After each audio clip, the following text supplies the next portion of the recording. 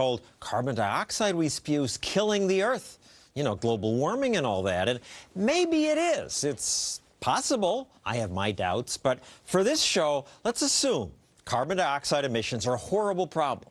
So is it possible to reduce them enough to make a difference? Stop the destruction? Can we really go green, reduce our carbon footprint?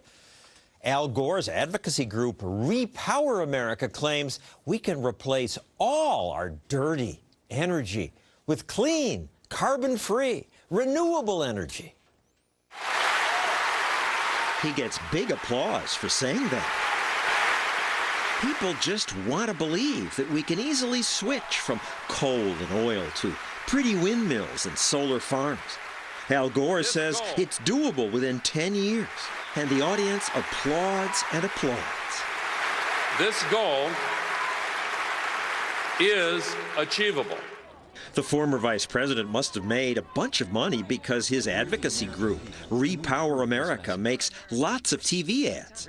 In this one, a rugged old guy attacks people like me who like cheap power. They want to burn more oil and more dirty coal. Problem is, it burns carbon, and it's killing God's green earth. Future's over here. Wind, sun, a new energy grid.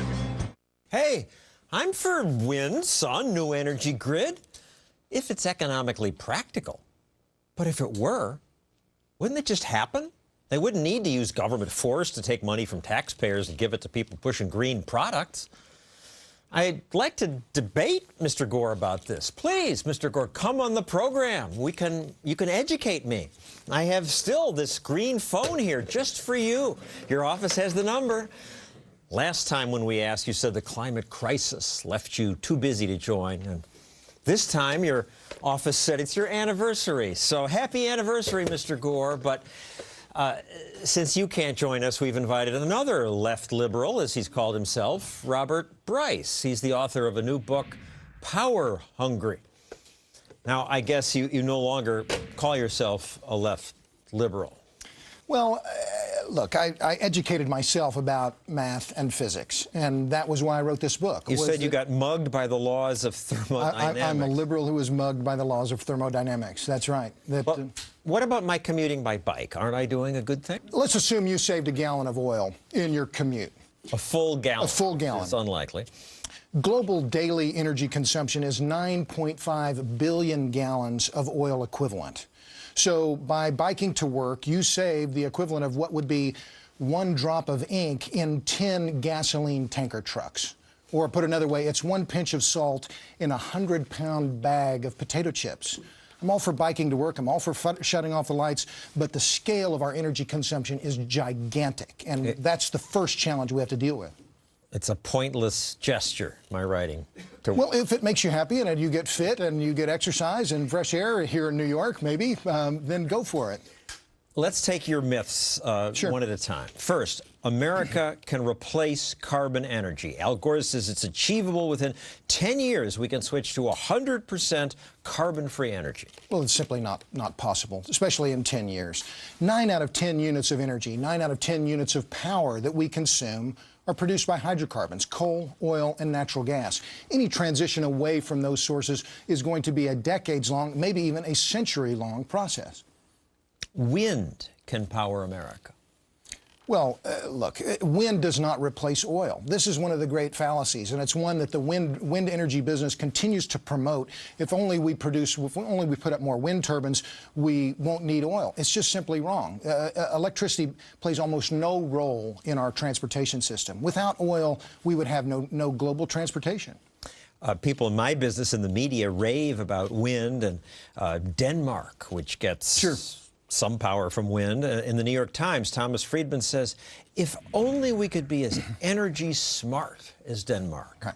And The Atlantic ran a big article, Europe offers a model. Denmark no longer needs to import oil. Friedman doesn't fundamentally understand what he's talking about when it comes to energy and the scale of energy, nor does he understand what's happened in Denmark. Your book has a graph showing Denmark's energy consumption, and wind is on there. It's the little one to the left, but Denmark uses 8 times more coal, still more natural gas, 25 times more oil. Well, and the Atlantic story talked about Denmark and saying, oh, well, they're free of energy imports. Why are they free of energy imports? It's not true. They import all of their coal, but they're an oil exporter. Why? Because they're actively drilling in the North Sea. They've been very aggressive for drilling in oil and gas in the North Sea. What about solar power? I'm all for it. I live in Austin. I have 3,200 watts of solar panels on the roof of my house. I believe that solar in many cases is a better option than wind, but it is still extraordinarily expensive. You have a graph in your book showing the total energy production from every solar panel and every windmill in America. I mean, there's wind and solar at the top. We get nearly as much power from one single coal mine in Kentucky. And that's not a particularly huge it's the mine. It's the Cardinal mine. It's the 35th largest mine in America. Okay. And that go ahead. Go back to the graph if you would. Even that is a fraction of the natural gas production in Oklahoma alone. Sure. And that was a surprising number to me, especially that one coal mine produces about 66,000 barrels of oil equivalent. It's nearly 3/4 as much energy as is produced by all the solar panels and windmills in America in raw energy terms. I mean, this one mine, coal is incredibly important to our economy, and the idea that we're going to quit using it, it's just not true. We're just beginning. What if we build more windmills and solar panels? Well, look, I mean, obviously we can, and given the subsidies and mandates that we're now facing, there will be a lot more wind turbines and solar panels put up in America. But, for instance, one nuclear power plant in Texas, the South Texas project, covers about 19 square miles. That's all of the fenced area. They don't use all of that. That's an area slightly smaller than the island of Manhattan.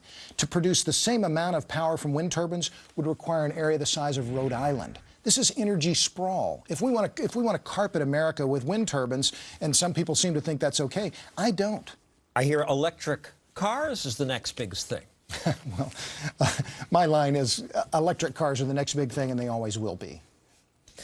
There have been impressive headlines from my brilliant colleagues in the media. Sure.